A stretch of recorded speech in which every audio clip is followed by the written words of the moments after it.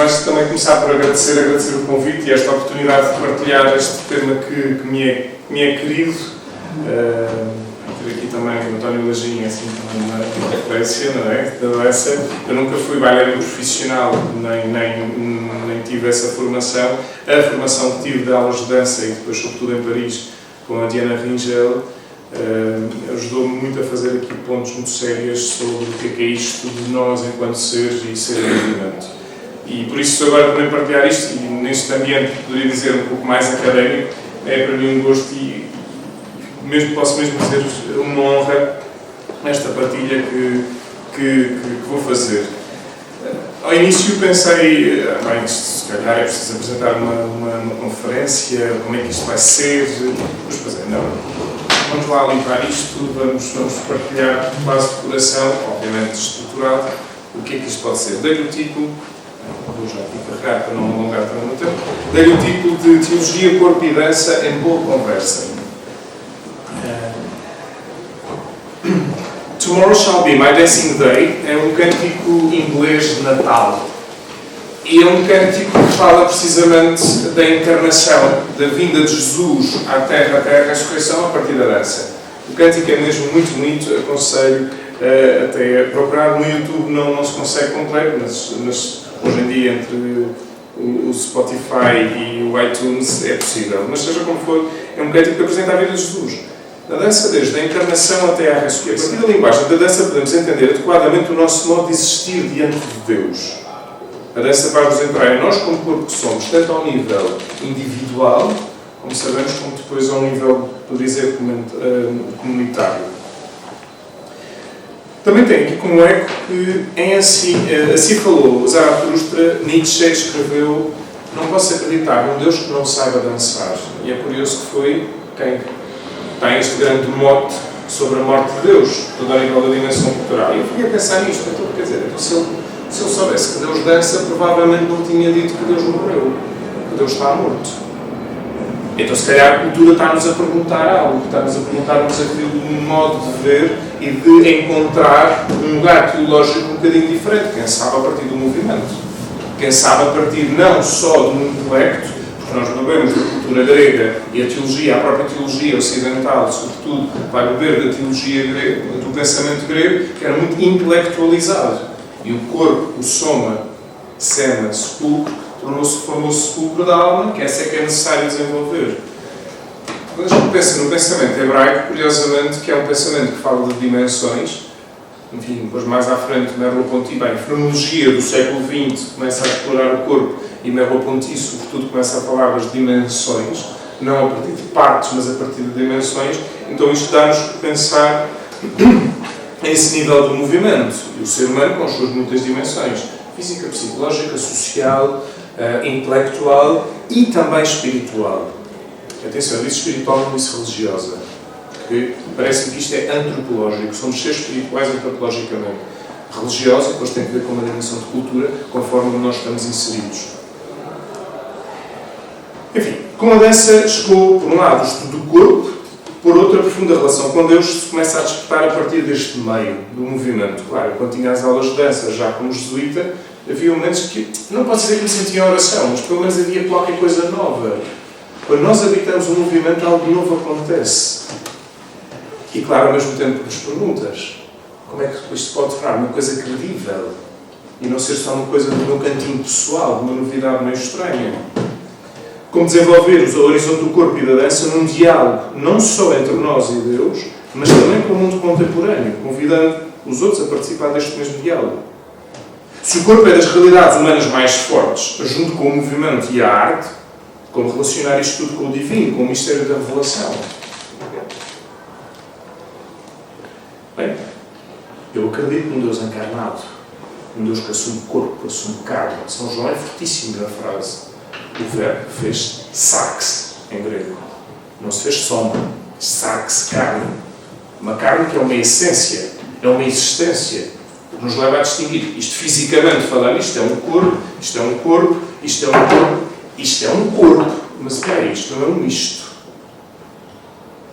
Há algo aqui que nos vai distinguir e que nos leva a mostrar aqui uma diferença existencial em relação às outras corporeidades, podemos dizer. Então, como é que podemos fazer também com este mundo contemporâneo, até a partir da dança, um diálogo entre crentes e não crentes? E volto a dizer, um diálogo, não uma imposição.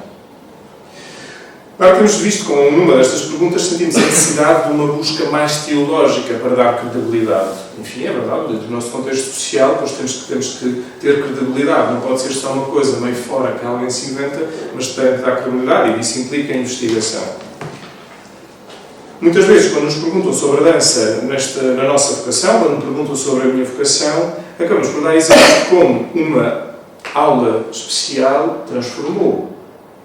Como uma coreografia pode ser, estou a ver aqui um Sleepless, por exemplo, do Killian, a partir inspirado em Lúcio Fontana, que tem uma tela enorme, tem uns traços, e os bailarinos têm que atravessar esses traços. Já o Lúcio Fontana dizia, ao cortar uma tela, ele cortava as suas telas, para nós não ficarmos só neste impacto, irmos mais além.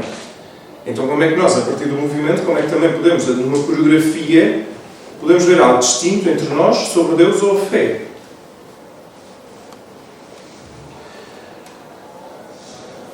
De facto, é verdade, há estudos já voltados para a dança neste diálogo, sobretudo ao nível litúrgico, e também uma outra coisa na teologia bíblica. Mas são coisas muito en passant, no sentido de aflora-se. Claro que nós pensamos a nível mais teológico, de litúrgico, vemos, por exemplo, África, não é? Com aquelas missas de umas quantas horas, onde no ofertório... Enfim, mas no lado da teologia fundamental não via propriamente, e não sinto a ver, porque fui dialogando com os professores na altura em São Reserve, não via propriamente algo que pudesse fazer esta ponte. Eu acho que ainda quando falamos deste tema, que ainda é muito... Enfim, sim senhora, já é novidade, mas sinto a necessidade de aprofundar mais, porque quanto mais vamos entrando, é como um mistério, quanto mais vamos entrando, mais sentimos necessidade de ir mais fundo e mais longe. Mas seja como for, estamos num processo de abrir portas. Então, pode surgir uma pergunta. Como pode o corpo performativo, em particular na dança, ser um meio de relação com Deus? Portanto, em muitas tradições e muito diversificadas, a dança é um meio de relação com o humano e com o divino. Não estou a falar, obviamente, de uma tradição cristã, mas de outras tradições. Por exemplo, os derviches, a sua tradição islâmica. As danças de Zar, no Egito. As danças fúnebres, nos aborígenes. Enfim, podemos quase como chamar, são danças sagradas de que fazem esta ponte da relação entre o humano e o divino. E percebemos que, nessas celebrações religiosas, a fé representa-se no seio há algo que se põe em cena a partir do ritual. Há o corpo próprio, o corpo de cada indivíduo, de cada pessoa que está a celebrar. Temos também, poderíamos dizer, o corpo social, que articula vários corpos próprios com os gestos, com o movimento, e que articula, portanto, faz aqui uma dimensão comunitária. O corpo tradicional, portanto, que tem que ver, o social é o grupo do conjunto, o tradicional podemos chamar, conforme a tradição em que se está, o modo como se dança tem que ver já com este lado cultural. E, no fundo, a seguir, o corpo cósmico. Porque quando estamos a fazer esta ponte entre o humano e o divino, entramos na transcendência e na totalidade do ser. No fundo, do universo recebido como dom gratuito do Criador, que vai para além do espaço e do tempo.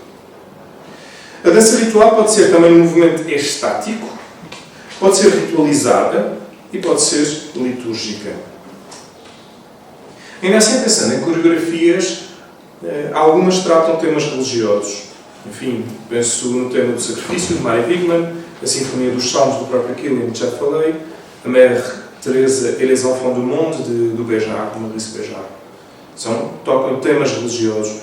Não são litúrgicas nem rituais, mas tocam estes temas. De facto, não são consideradas sagradas, mas ainda assim podem nos abrir a uma possibilidade do relacionamento com a divindade. O que é que se passa? Sempre que toca um tema religioso, há uma pergunta de fundo. Seja numa crítica, chamemos-lhe positiva, seja numa crítica negativa, mas aí então há um questionamento de fundo que é uma possibilidade. Vou-lhe chamar estas danças seculares. Enfim, não gosto destas dicotomias, mas para simplificar. Mas ainda assim, quando há esta interpretação, que movimento é que pode acontecer e quem está a assistir à apresentação performativa performativa, o que é que aquilo pode impactar na sua própria vida. Então, até à conversa com um amigo, ele dizia-me, eu gosto de ver um espetáculo de música, porque num espetáculo, num concerto de música, o que acontece é eu acabo por questionar na minha própria vida. Quando vou ao teatro ou ao cinema, entro na vida dos outros. E depois vinha para casa a pensar, e quando eu ver um espetáculo de dança, que há ali uma mistura de movimento, há um contar de uma história, mas que ainda assim, se calhar, me obriga a interrelacionar a minha própria vida com a vida do mundo. Então, mais uma vez, a dança pode ser aqui um ponto de contacto com a minha realidade e a realidade que está aqui à volta. E, no fundo, é esse contacto que nos pode levar a mais além do nosso encontro, seja com o próximo, seja com a totalidade. E o coreógrafo e bailarino Dominique Dupuy tem este pensamento que me parece bastante interessante. A dança atesta a pertença do homem ao universo e aos seus compostos mais profundos, a gravidade, o silêncio, o sagrado. Mesmo fora do santuário, ela está impregnada de sentido ritual. Rito de um espetáculo que, desde a sua preparação à sua realização e representação, é comunhão. Rito de uma prática que instala no seu lugar de celebração uma relação privilegiada com o mestre, um ato de iniciação. Rito do corpo que se escuta, cuida, não sem analogia com o sentido antigo de corpo, templo. São Paulo nos fala do corpo como templo do Espírito. Então, no nós, corpo como templo do Espírito, ao vivermos esta dimensão de movimento e movimento autêntico, estamos a relacionar com o próprio Deus, com o próprio Criador. Muito bem, surge a pergunta: qual é a densidade teológica da dança? Na Bíblia é onde devemos começar a buscar o peso e a importância da dança na relação com Deus. No Antigo Testamento, pensamos em Miriam, irmã de Aarón, que dança em conjunto com as outras mulheres depois de se atravessar o Mar Vermelho. Que significado é que tem o Mar Vermelho? Claro, isto eu não tenho tempo, mas depois é o momento de abrir. O Mar Vermelho significa o processo de libertação da escravidão do Egito para a busca da Terra Prometida. Claro que eu posso fazer uma leitura histórica, mas se eu faço uma leitura simbólica e existencial, podemos quase pensar como a partir do movimento da dança, como a partir do movimento eu posso libertar, faço aqui um parênteses, psicodrama, bibliodrama, etc., onde o movimento pode ajudar a libertar as escravidões interiores. Pode nos ajudar a libertar as escravidões que nos impedem de sermos mais autênticos, mais profundos, mais plenos. David, já vou explorar um bocadinho, que dança diante da arca do Senhor. E nos Salmos, tão bonito, tu transformaste o meu luto numa dança, diz-nos o Salmo 30. Louvai o seu nome pela dança, diz-nos o Salmo 149. E depois há um versículo muito bonito, que é o profeta Sofonias, nos apresenta o Senhor que dançará por ti com gritos de alegria. Deus dança, afinal, e com que animação. Não se explora, mas indiretamente, por exemplo, sabemos que Jesus esteve nas bodas de Caná, que é um texto bastante conhecido, e se nós conhecemos o contexto cultural da altura, muito provavelmente, para não dizer certamente, Jesus dançou com a comunidade. Porque era um momento de encontro, mais uma vez, muito mais danças ritualizadas, por aí fora que eu já falei, que era de facto um momento de encontro. Então, se o profeta Sofonias diz que Deus dança por nós com gritos de alegria, Jesus, ao dançar com gritos de alegria na celebração de uma boda, que simbolicamente significa a união do humano e do divino, que se faz ponto com o cântico dos cânticos, bem, eu não tenho muito tempo, isto é uma animação, que isto começa a ir por aí fora. De facto, no Novo Testamento, por exemplo, Jesus compara os fariseus com aqueles que se toca flauta e não dançam. Ao ver os sinais de Jesus como Messias, não respondendo assim à sua chamada. Já-se vê que todas estas passagens ensinam que a dança por si mesmo é uma expressão de festa de alegria. E alguns juntam ainda que é diante do Senhor, e outros que o mesmo Senhor que dança, como recorda, como dizia Sofonias. Vamos ter, de forma muito breve, na dança de Davi diante da arca do Senhor, onde para além de ser uma ação política e litúrgica, é uma ação sacerdotal. E depois, também levemente na comparação que Jesus faz com os fariseus. Jean Muscat, em O Deus da Dança, faz um estudo exegético da passagem do segundo livro de Samuel, onde o rei David dança diante da arca do Senhor. Ele começa por recordar a cultura religiosa da Índia, que também é outra cultura que tem muito movimento, a partir do Shiva, e que também é conhecido como o Nataraja, que significa Senhor da Dança, que tem uma forte carga simbólica do contínuo ciclo de vida e de morte que domina o cosmos, com toda a possibilidade de uma experiência de transformação a partir, precisamente, da dança. A dança é, no mundo hindu, o momento de transformar a potencial violência numa harmonia que me faz chegar do caos ao cosmos. E, inevitavelmente, faço a ponto com o livro do Gênesis. No princípio era o caos, e há uma ordenação em 7 dias, que não tem nada a ver com uma ciência exata, mas há uma ordenação em 7 dias para chegarmos a um processo de harmonia. E aí tocamos a questão do corpo. Ao 6º dia, no final de preparar o caminho, cria o ser humano à imagem e semelhança. E se em cada dia disse que era bom, ao 6º dia disse que era muito bom. Então a nossa representação enquanto movimento, enquanto ser, tem impregnado imagem e semelhança divina também no movimento. Como dizia a dança de David, diante da arca, é uma ação política, litúrgica e sacerdotal. Para compreender a dimensão política, vamos ao contexto. Antes do reinado de David, Saúl era rei. David esteve ao seu serviço, depois derrotou Golias, o filisteu, casou com Mical, a filha de Saúl. Este casamento não foi claramente, como muitos casamentos ao longo da nossa história de monarquias e afins, foi só simplesmente por conveniência. E já vamos perceber a importância disto um pouco mais à frente.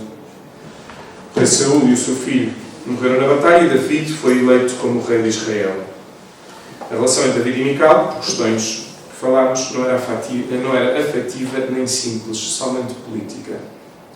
A arca era o símbolo mais importante da fé de Israel. David, ao colocá-la em Jerusalém, depois também conhecida como a cidade de David, para além da questão política, por ser centralizada e neutra, mostrava que ele se tornava um membro fiel, um membro seguro do povo, desta comunidade, e guardião da tradição e do culto.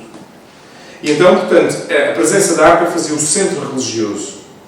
David dança diante da arca, pois o rei joga ante todos um papel de sacerdote, tornando assim o primeiro passo da adoração. A dança reveste-se de bênção, estando à semelhança das bênçãos dos patriarcas relacionada com a fertilidade, celebrando o Deus da vida. A dança, no sentido de culto à fertilidade, era algo muito presente no Médio Oriente e tendo como objetivo despertar e ativar as forças da natureza, de modo que a vida se transmitisse nos ciclos das estações. Então, a dança alegre de David exprime uma faceta importante da religião de Israel. O Deus de Israel é fonte de vida e de alegria. Assim, com esta dança, Deus assegura a bênção em abundância. Faço aqui um pequeno parênteses. Que falar com os meus... Agora já não estou no colégio, mas às vezes falar com os alunos e com assim, uma maltinha mais nova para dizer que as missas são uma seca descomunal.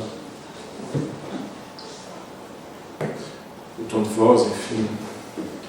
Aleluia, aleluia. Jesus ressuscitou. Aleluia, aleluia. Alegramos abundantemente no Senhor. Aleluia, aleluia. Oi? Está a falar de um Deus da abundância, de um Deus da alegria, mas ao mesmo tempo também é necessário um equilíbrio para não cairmos noutra ponta, que às tantas é um espetáculo tal, perdemos o sentido profundo da ritualização. E quando nós conhecemos profundamente a relação com Deus, neste equilíbrio entre uma alegria centrada na vida, então percebemos o passo maior que podemos dar. Se cá, continuando, para dar relevo à questão da fecundidade divina, recordo um elemento a ter em conta: a esterilidade de Mical até à morte. O que é que aconteceu? Mical recusa. Mical olha para David a dançar e diz: tu, rei, a dançar diante do povo, não pode ser. Não percebeu a profundidade do que significa e, curiosamente, então é aqui representada pela sua esterilidade. Mical fica estéril. Então percebemos que dançar, o movimento, a vida, é força de fertilidade.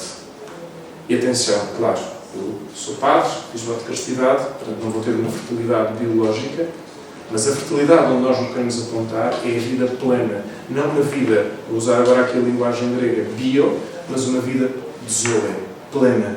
E o movimento habitado de autenticidade leva-nos a uma plenitude. Então, claro, aqui podemos quase fazer a ponte da estabilidade musical com a tal parábola de Jesus que diz: tocámos flauta e não dançaram.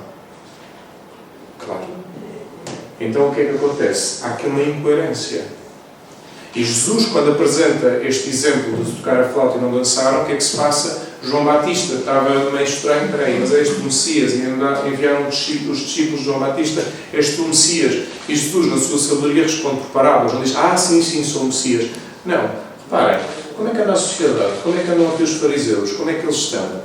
É como quem toca flauta e não dançam. É como quem também canta cânticos de lamentação e não choram. Vamos estar, não é só tal alegria quase meio tonta, mas é uma alegria profunda, porque também pode haver tristeza na nossa vida. Mas então o que é que toca aqui o ponto? É a autenticidade, é a coerência daquilo que nós podemos viver plenamente. Podemos pensar como é que anda a nossa coerência, como é que anda o nosso modo de pensar. A vida. Vou ter que dar aqui um saltinho.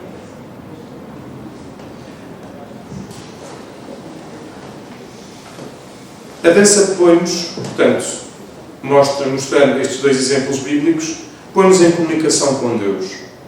Pois ela mesma, quer dizer, no seu significado, tem que ver com o modo como o ser de Deus, em Jesus, entrega gratuita. Quem dança plenamente, quem dança nesta certeza do movimento habitado, entrega-se gratuitamente. Moltmann dedica a sua obra, O Senhor da Dança, a alegria de viver em liberdade. No momento dado, desenvolve o tema da escatologia cristã. Então mostra que na arte cristã que se seguiu depois do século VI, surge como que a dança da ressurreição. E quando nós vemos as imagens de um Jesus ressuscitado, é como que um jeito de um manto em movimento. Portanto, ele quando se eleva não é uma coisa estática, é exatamente uma vida total, e então é oposição àquilo que começam a surgir, que são as pinturas das danças da morte. Então que o ser humano, sim senhora, pode ser limitado, mas a partir da relação com Jesus ressuscitado, vive plenamente em movimento. Hipólito fala mesmo com o Jesus ressuscitado como o corifeu da dança mística. A relação entre a Igreja e o seu esposo, que dança com ele. Então, relacionar a dança com a fecundidade divina pode sair quando o corpo se dirige a Deus. A entrega divina não pode ficar-se no intelecto ou só na ação voluntarista. Encontrar Deus com todo o ser implica conhecer precisamente quem nós somos, nas suas muitas dimensões, como já aflorei há pouco. A dança bem vivida relaciona o intelecto e as emoções com o movimento. O corpo não termina no biológico, na pele. Por isso, nele há uma sabedoria da autenticidade, revelando por muito da vida nas emoções, do que às vezes pode ser expresso, o que é que podemos falar por palavras. E é na emoção que se traduz a um jeito quase como uma linguagem poética, algo novo vai acontecer. Maria José Fazenda, antropóloga da dança, na apresentação da edição portuguesa da Poética da Dança Contemporânea de Laurence Lup, uma das grandes obras de referência para o estudo da dança contemporânea, afirma: a dança contemporânea é revelada, por um lado, na complexidade das suas dinâmicas históricas e, por outro, na pluralidade dos seus modos de pensar sobre o mundo, de representá-lo e também de contribuir para configurá-lo. Porque a dança não é um mero reflexo da realidade que é exterior, senão que é, sobretudo, um processo de construção de formas e de sentidos através da ação do corpo. Então, por isso é importante, quando digo fazer um diálogo entre a dança e a teologia, inevitavelmente temos que ir aqui à questão do corpo e da corporeidade. É o corpo, ou seja, todo o ser humano, como um bailarino na relação com o coreógrafo, que dá base a esse trabalho coreográfico. Enfim, na história da dança, António, se eu meter aqui alguma gafa, por favor, se faz favor. Aparece a partir, enfim, do século XVI e que foi evolucionando um corpo, que era o corpo ideal, que se estendia na verticalidade. Um corpo vertical, o balé, que era este corpo, quase como que a fazer a ligação entre a terra e o alto. E que muitas vezes levava quase uma abstração do ser. A estrutura de bailados como Giselle, Ondine, o Lago dos Cisnes, apresentava como regra os planos ou duas dimensões da realidade, o plano terreno e um plano extraterreno. As personagens adquirem naturalmente as qualidades do plano que habitam, sendo que, de uma maneira geral, sempre que uma personagem passasse do plano terreno para o plano espiritual, havia, por assim dizer, uma desencarnação simbólica do corpo. O corpo perderia carne nesse plano. Isso via-se muitas vezes pelo fumo branco, por mudança da roupa, o modo de expressar a ideia de estar numa realidade etérea, pura, limpa, nesse plano extraterreno. No entanto, do corpo abstrato desmaterializado na dança clássica, nos inícios do século XX começam a surgir bailarinos como Nijinsky, Isadora Duncan, Maud Allen, que rompem com os esquemas corporais da dança, aterrando o corpo, pondo na terra, dando atenção ao escondido tronco e outras formas de movimento. O corpo total começa a ganhar forma e presença. Então, no corpo do século XX é um corpo que se pode contrair, torcer, dobrar, que toca e utiliza o chão, que se projeta também na horizontal, aprendendo em busca de um equilíbrio precário do corpo colocado na vertical sobre um dos pés, introduz a possibilidade de provocar o desequilíbrio. Enfim, eu aqui fazendo muitas vezes a ponte entre o acompanhamento que faço a partir do corpo, com uma outra formação em psicodrama e em bibliograma, às vezes como é que nós podemos trabalhar o desequilíbrio, para nos libertarmos dos medos? Como é que nós podemos trabalhar o movimento, o romper, a força, quase o grito, o ir ao chão? Um dos grandes medos que nós temos é de cair. E o que acontece quando nós temos medo de cair, vamos contraídos. E o impacto no chão é muito maior. Quando nós nos libertamos do medo, António, quando caímos, obviamente uma boa, porque é o do osso a tocar no chão, mas é um doer diferente. Já saímos de uma tensão para uma liberdade, para uma libertação. Podemos dizer que a dança começa a abrir-se para a naturalidade do corpo na sua totalidade, para expressar algo mais profundo do humano, a própria vida. Ari Wigman diz mesmo: tive sempre a sensação de ritmo e dinâmico, e a minha crença no viver o movimento e não apenas fazer coisas foi algo muito forte. Viver o movimento e não apenas fazer coisas, executar coisas. Habitar, no fundo, este movimento. Dançar, então, não é executar movimentos, é saber habitar o corpo, é aprender a habitar-nos no nosso ser total que continua em movimento. No fundo, a busca da autenticidade é algo muito característico de quem dança. Dançar implica muita verdade connosco próprios. Como já disse, requer integrar intelecto, emoções e instinto. Viver o movimento é entrar na simplicidade do ser humano. Para mim, como crente no Deus feito de carne, descobre-se a riqueza da autenticidade e da simplicidade nessa relação.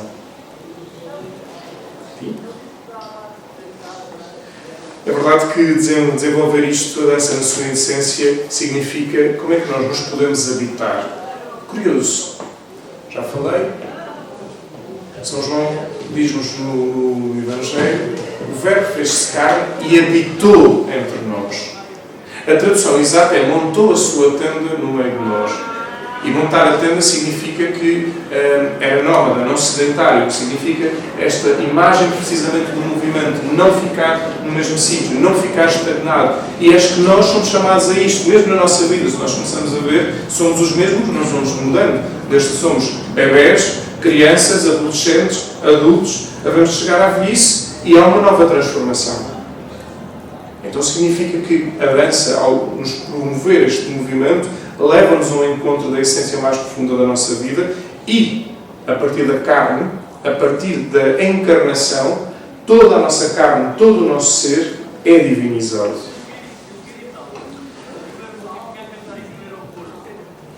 Um dos pormenores que também podemos fazer aqui, ponto com a Bíblia, é a questão da respiração. Na dança, de facto, há que dar atenção à respiração. Há que saber respirar bem. Há que saber respirar mesmo muito bem. Às vezes, eu observar, hoje em dia, nós, curiosamente, de uma forma social, respiramos muito mal, porque como estamos muito apressados, nós temos mais ou menos isto de pulmão. Pulmões, neste caso, são 2. E muitas vezes temos a respiração colocada aqui. O que impede uma circulação muito mais profunda do próprio sangue, da regeneração, etc, etc, etc. Então faça ponto com o quê? Gênesis 2, quando o ser humano é moldeado por Deus no barro, a seguir insufla o alento divino, o ruá. Quando se leva casamentos, há sempre um momento bonito do beijinho, não é? Que toda a gente dá palmas e tal. Eu às vezes paro e digo: porquê é que vocês estão a beijar? Pronto, só porque é bonito, não é? Porque o ósculo que era dado, o ósculo da paz, significa que eu estou a dar, quero que tu vivas, e então vamos a trocar respirações. Eu estou-te a dar vida e tu estás-me a dar vida. Então, beijem-se lá outra vez, faz favor. Então, gargalhada e palmas e é uma animação para perceber a profundidade deste acontecimento na respiração. A respiração dá impulso ao movimento. Ainda Mari Wigman em seu tempo. Porque o alento, este respirar, é o grande misterioso mestre que reina desconhecido e sem nome por cima de todas as coisas. Ele dirige silenciosamente as funções musculares e articulares. Ele que sabe avivar a paixão e restabelecer a calma, excitar e reter-se. Ele que trava a estrutura rítmica e dicta o enunciado dos movimentos transcorridos. E, por acima de tudo, modula a expressão na sua relação com a cor rítmica e melódica. Enfim, não sei o conhecimento que Mari Wigman poderia ter das Sagradas Escrituras.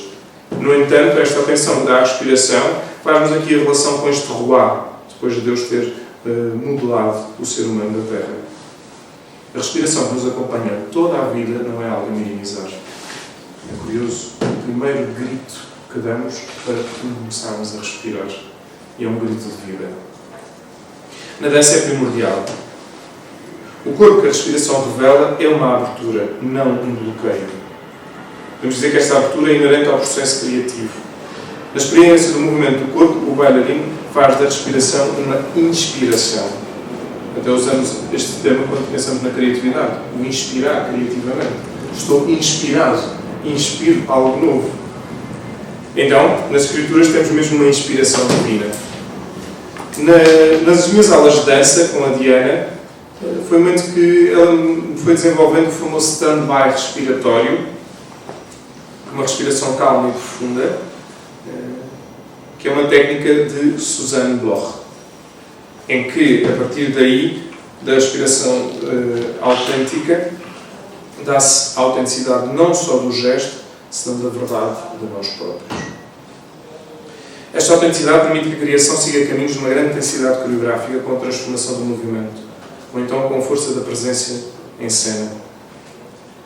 Voltando a Wigman, quando o bailarino cruza o espaço com um passo medido e solene, com a sua respiração tranquila e profunda, dá a sua presença e ao seu movimento a aparência do domínio e de uma maior plenitude. Quando, mediante impulso, se lança num estado de agitação febril, que o tem ali quase uma possessão não só corporal, senão totalmente, então não é mais que uma questão de respiração tranquila. A sua respiração é uma vibração que enche e agita todo o ser. De facto, pensamos uma respiração mal feita, mal vivida no dinamismo, que fala Wigman, impede, mata a beleza do gesto, passando a fazer coisas e não a viver, habitar o movimento. E pensar que se nós não vivemos o alento divino, somos apenas meros objetos que nos impede de ir, de facto, mais longe. E nós somos sujeitos criados à imagem e semelhança de Deus, que nos pode ajudar a ver uma transcendência uns com os outros. Ainda num outro ponto, podemos falar, por exemplo, com a ajuda da estética de Tricia Brown, na contribuição dos bailarinos instruídos através do Contact Improvisation, permitiu que a coreógrafa explorasse uma impressionante multidimensionalidade do espaço. O contacto na dança também ajuda a ver uma mudança do modo clássico que se fazia na relação com o modo moderno e contemporâneo. Então, o contacto passa a ser um diálogo entre bailarinos e uma capacidade de relação profunda entre ambos. E não quero alongar mais para ter aqui um tempo, tinha dito até às 2, só para, de algum modo, juntar isto tudo com o contacto, para terminar. O contacto na experiência corporal dá-nos conta de que algo vai para além de uma compreensão meramente intelectual. Nesse sentido, poderia convidar-se a sair de uma teologia intelectualizada, especulativa, para uma teologia que vive e conhece a realidade de fundo, uma teologia corporal encarnada no movimento que acompanha e dialoga com os sinais dos tempos. Greshak desenvolve o conceito de pericoresis a partir da sua etimologia. Pericoresis é uma palavra que tem a sua origem no mundo da dança. Dançar à volta. E um dança à volta do outro. E o outro dança à volta de um. E aplicado à Trindade, isto significa, em linguagem metafórica, que as três pessoas divinas têm uma unidade tal que só se pode imaginar como quem dança junto. O Filho está totalmente com o Pai, o Pai está totalmente com o Filho, e ambos se encontram numa unidade mediante o vínculo do Espírito. Assim, dançam a única dança comum da vida divina. Por isso, parece-me que, com estes dados mais teológicos, mais, enfim, aflorados nesta pequena apresentação, se nós nos habitarmos totalmente enquanto pessoas, em movimento, na relação, então se calhar podemos nos transformar e ajudar a transformar aquilo que nos envolve, a nossa sociedade, e percebermos que a transcendência, afinal, não é uma coisa estratosférica, mas é algo habitado por todos nós, e a partir da espiritualidade podemos encontrar o nosso encontro com Deus e com o próximo, dando aso ao mandamento, amar o próximo como a si mesmo. Muito obrigado.